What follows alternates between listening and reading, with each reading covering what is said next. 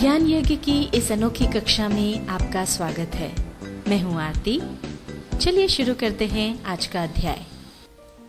Tally ERP 9 के इस अध्याय में हम सीखेंगे इंटरेस्ट कैलकुलेशन ऑप्शन का उपयोग करना और इंटरेस्ट की एंट्री करना। अभी हमने सीखा कि किस तरह से क्रेडिट पीरियड हमने दिया है या हमें मिला है 30 दिन के अंदर हमको मान लीजिए कोई पेमेंट करना है या किसी से पेमेंट लेना है, पर अगर 30 दिन में पेमेंट नहीं होता है और उसके ऊपर अगर हमको पार्टी से इंटरेस्ट लेना है या हमें इंटरेस्ट देना है तो इस इंटरेस्ट को किस तरह से कैलकुलेट किया जाएगा, या फिर हमने किसी को लोन दिया है या किसी से लोन लिया है तो उसके इंटरेस्ट का किस तरह से कैलकुलेशन होगा। उसके लिए सबसे पहले हमको फीचर्स में जाकर के एक स्पेशल फीचर चालू करना होगा। इसके लिए हम प्रेस करेंगे F11। यह हम आ गए कंपनी फीचर्स पर। अब हम जाएंगे अकाउंटिंग फीचर्स में। यहाँ पर आउटस्टैंडिंग मैनेजमेंट के अंतर्गत हमको ऑप्शन मिलता है एक्टिवेट इंटरेस्ट कैलकुलेशन का। इसको हम यस कर देंगे और इसके नीचे एक और ऑप्शन होता है यूज एडवांस्ड पैरामीटर्स। इसको भी यस कर देंगे। ये दोनों ऑप्शंस हमको यस चाहिए। अब इनको एक्सेप्ट कर लेंगे कंट्रोल A प्रेस करके। स्केप की दबाते हुए हम यहाँ से बाहर आ जाएंगे। इंटरेस्ट कैलकुलेशन का फीचर तो हमने चालू कर लिया है। अब इसके उपयोग को बेहतर तरीके से समझने के लिए हम एक उदाहरण लेते हैं। सबसे पहले हमको क्रिएट करना होगा एक कस्टमर का लेजर क्रिएट करने के लिए हम जाएंगे अकाउंट्स इन्फो पर और यहाँ से हम जाएंगे लेजर्स में और क्रिएट करने के लिए C प्रेस करेंगे। अब यहाँ पर मान लीजिए हम लेजर बना रहे हैं कस्टमर E का। आगे बढ़ेंगे, सन्ड्री डेटर्स ग्रुप के अंतर्गत ये बनेगा। अब यहाँ पर maintain balance bill bye bill हमने जो यस किया था वो है। अब आगे हम जाएंगे। अब यहाँ पर हम जो भी क्रेडिट पीरियड देना चाहते हैं, मान लीजिए कस्टमर ने माल खरीदा और हम चाहते हैं कि वो 30 दिन या 25 दिन या 35 दिन जो भी लिमिट हम तय करते हैं, जो भी पीरियड हम तय करते हैं उसमें वो पेमेंट कर दे, और अगर उस पीरियड में उसने पेमेंट नहीं किया तो उसके बाद इंटरेस्ट लगेगा। तो वो जो भी पीरियड हम तय करते हैं वो हम यहाँ पर डाल दें। मान लीजिए हमने तय किया 30 दिन। अब आगे हमको ऑप्शन मिलता है एक्टिवेट इंटरेस्ट कैलकुलेशन। ये हमको यस करना होगा। इसको हम यस कर देंगे। इसको यस करते ही देखिए ऐसी एक इंटरेस्ट पैरामीटर्स की विंडो आएगी जिसमें सबसे पहली चीज है calculate interest transaction bye transaction. तो क्या आप ऐसा चाहते हैं कि हर ट्रांजैक्शन पर इंटरेस्ट कैलकुलेट हो? तो इसको हम यस कर देंगे। इसको यस करने पर दूसरा जो प्रश्न हमारे सामने आएगा, override parameters for each transaction. पहला वाला जो ऑप्शन है उसके लिए जब हम यस करते हैं तो यहाँ पर जो भी रेट या जो भी परसेंट हम डिसाइड करेंगे वो हमेशा के लिए हो जाएगा। पर अगर आप चाहते हैं कि जब भी आप बिल बनाएं उस समय आप जो भी आपका परसेंट है उसको अगर आगे आपको बदलना हो, कभी उसको बढ़ाना हो, घटाना हो, ये चेंजेस अगर आप चाहते हैं कि आगे आप कर सकें तो उसके लिए override parameters for each transaction वाले ऑप्शन को हम यस कर लेंगे। ये हमने इसको यस कर दिया। इसको यस करने पर एक और चीज सामने आती है, ओवरराइड एडवांस्ड पैरामीटर्स। ये ऑप्शन क्या होते हैं ये हम अभी आपको थोड़ा आगे चलकर बताते हैं। अब सबसे पहले यहाँ रेट में हमको डालना होगा इंटरेस्ट रेट, किस दर से हमको इंटरेस्ट कैलकुलेट करना है। मान लीजिए हमने डाला 15%। अब जैसे ही एंटर प्रेस करेंगे तो ये हमसे इंटरेस्ट स्टाइल पूछेगा, यानी मंथली हमको ये इंटरेस्ट रेट चाहिए या ईयरली चाहिए। तो ये हम ईयरली यहाँ पर चुन लेते हैं। अब इसके बाद आता है इंटरेस्ट बैलेंसेस, यानी किस बैलेंस पर ये इंटरेस्ट हमको कैलकुलेट करना है। अब मान लीजिए किसी पार्टी को हम लोन देते हैं और उससे लोन ले भी लेते हैं। इस तरह का हमारा ट्रांजैक्शन है जो दो तरफा है, तो हम ऑल बैलेंसेस चुनेंगे। और अगर हम किसी पार्टी से माल खरीद रहे हैं तो हम क्रेडिट बैलेंस चुनेंगे, और अगर हम माल बेच रहे हैं तो डेबिट बैलेंस चुनेंगे। और यहाँ पर जो कस्टमर E है हमारा, ये हमारा डेटर है, इसे हम माल बेच रहे हैं इसलिए हम चुनेंगे डेबिट बैलेंसेस ओनली। अब यहाँ पर एप्लीकेबिलिटी हमको चुनना है, हम चुनेंगे ऑलवेज। Interest applicable from. अब यहाँ पर इंटरेस्ट कब से कैलकुलेट करना शुरू करना है उसके ऑप्शंस हैं। अगर हम चाहते हैं कि जिस दिन बिल बना है उस दिन से इंटरेस्ट कैलकुलेट होना शुरू हो जाए तो हम चुनेंगे इफेक्टिव डेट ऑफ ट्रांजैक्शन। पर हम चाहते हैं कि हमने जो क्रेडिट पीरियड दिया है 30 दिन का, उसके बाद से इंटरेस्ट शुरू हो तो हम चुन लेंगे ड्यू डेट ऑफ इनवॉइस। अब यहाँ पर आती है राउंडिंग मेथड्स। अब अगर हमारे जो अमाउंट है उसके जो स्मॉल फ्रैक्शन हैं, जैसे रुपए के ऊपर जो पैसे हैं, मान लीजिए 30 रुपये 10 पैसे हैं या 30 रुपये 44 पैसे हैं, इस तरह से अगर कोई अमाउंट आता है और हम उसे चाहते हैं राउंड करना, तो राउंड ऑफ करने के ये 3 तरीके हैं। डाउनवर्ड राउंडिंग हो सकती है, नॉर्मल राउंडिंग हो सकती है और अपवर्ड राउंडिंग हो सकती है।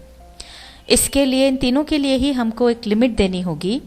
मान लीजिए वो लिमिट हम 1 रुपए की देते हैं, तो डाउनवर्ड राउंडिंग में जितने भी पैसे ऊपर हैं उसकी बजाय वो नीचे के अमाउंट पर आकर के उसको राउंड फिगर में कर देगा। जैसे 30 रुपये 50 पैसे हैं तो वो उसको राउंड करके 30 रुपये कर देगा। अपवर्ड राउंडिंग अगर है तो वो ऊपर वाले अमाउंट पर चला जाएगा। जैसे 30 रुपये 50 पैसे हैं या 40 पैसे हैं या 60 पैसे हैं तो वो उसको 31 रुपये कर देगा। नॉर्मल राउंडिंग में अगर हमने 1 रुपए की लिमिट दी है तो वो 50 पैसे के अंदर अंदर का अगर अमाउंट है तो उसको वो 30 पर ले आएगा। जैसे 30 रुपये 10 पैसे हैं, 30 रुपये 20 पैसे हैं या 30 रुपये 40 पैसे हैं तो वो उसको 30 रुपये कर देगा।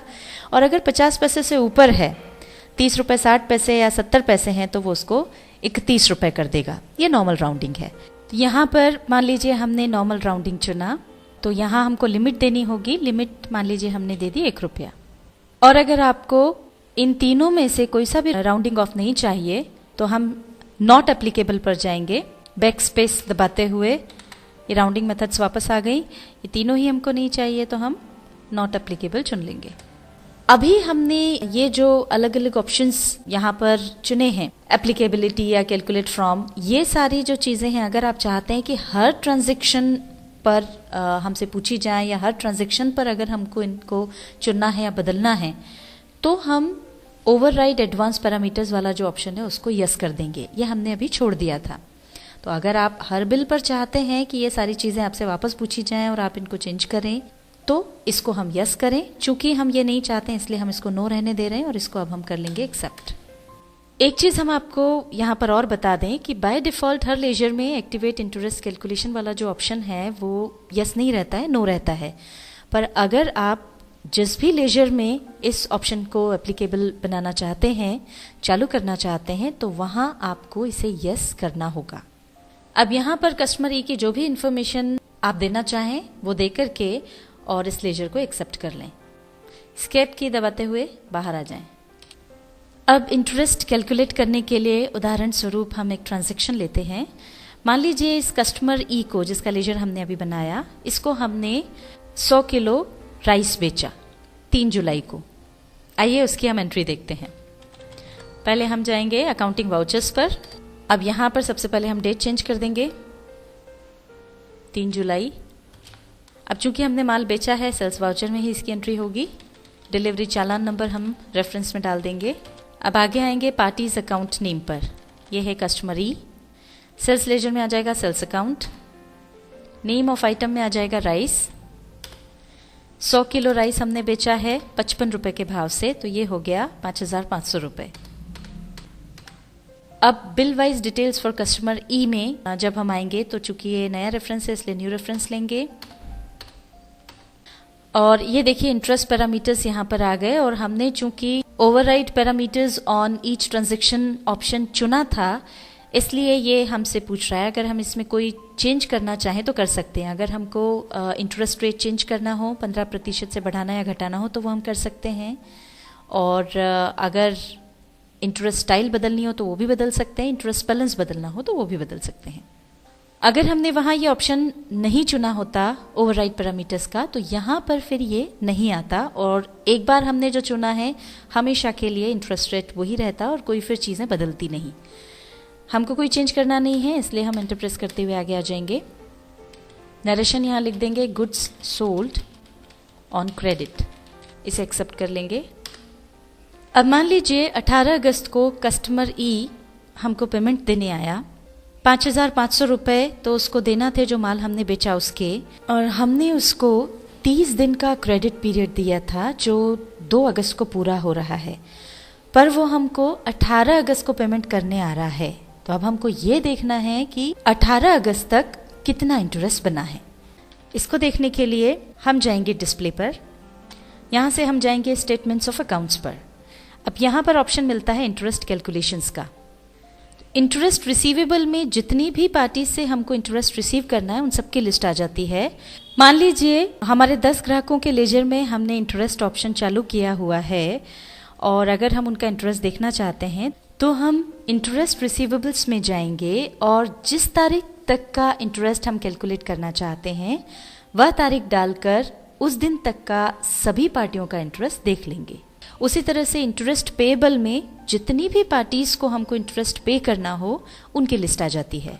पर चूंकि हमको इंडिविजुअल एक कस्टमर का देखना है कि कितना इंटरेस्ट उससे हमको लेना है, तो हम लेजर में जाएंगे और उसके लिए एल प्रेस करेंगे।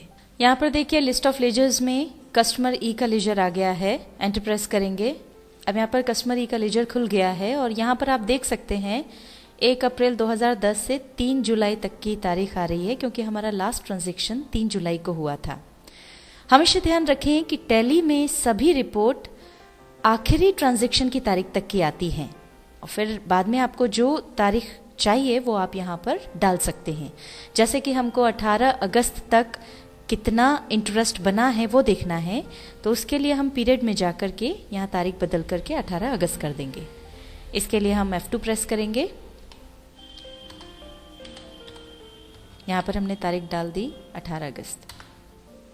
ये देखिए यहाँ पर अब आपको नज़र आ जाएगा इंटरेस्ट कितना बना है। 36 रुपये 16 पैसे का ये इंटरेस्ट बना है। और अगर इसकी फर्दर कोई डिटेल आपको चाहिए हो तो एंटर प्रेस कर दें। तो यहाँ पर ये देखिए आपको पता चल जाएगा 16 दिन का 15% के हिसाब से ये इंटरेस्ट बना है। टैली ERP 9 के इस अध्याय में हमने सीखा इंटरेस्ट कैलकुलेशन ऑप्शन का उपयोग करना और इंटरेस्ट की एंट्री करना।